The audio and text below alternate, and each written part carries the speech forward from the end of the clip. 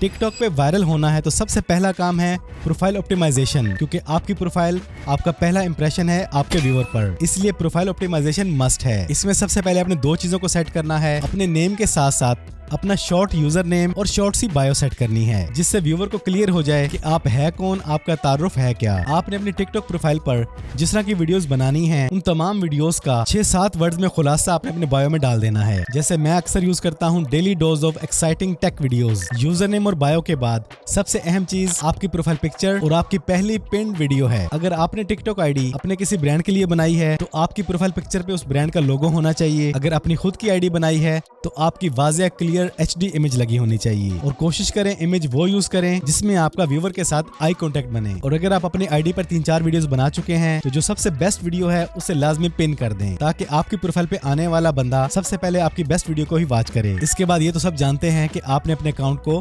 Private नहीं रखना, public रखना है, तभी वो फॉर यू पेज पे जा सकेगा। ये काम आपने करने हैं पहले दिन डे 1 में।